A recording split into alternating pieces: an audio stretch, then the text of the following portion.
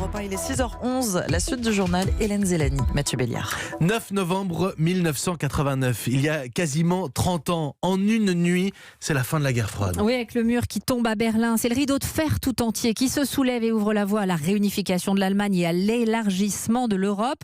Vous vous en souvenez sans doute, tout s'est joué en quelques heures, presque par hasard, comme nous le raconte Hélène Cole depuis Berlin. Un événement comme ça restera toujours dans ta tête. Comme beaucoup de Berlinois de l'Est, Ursula se rend d'abord au mur pour vérifier la rumeur qui court dans la ville. Plus besoin d'autorisation spéciale pour sortir de RDA, a dit le porte-parole du régime quelques heures avant.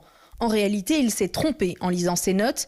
Et d'ailleurs, au poste de frontière, comme celui du pont de Bornholmer, les soldats n'ont reçu aucun ordre. Normalement, ils devraient tirer. Face à eux, il y a Michael.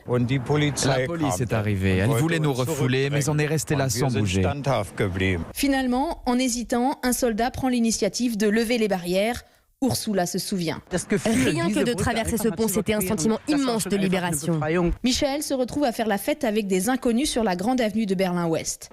Sur le coup d'âme, c'était la folie. On rit, on pleure, on s'embrasse, on danse. Henri, lui, est comme sidéré. J'étais juste là, regardez. Soudain, en une nuit, il était évident que la RDA et le communisme, c'était fini pour toujours. Mais tous n'ont pas compris ce qui se passait cette nuit-là, comme une certaine Angela Merkel, qui habitait à 2 pas du fameux pont, mais qui a préféré, comme tous les jeudis soirs, aller au sauna avec des copines.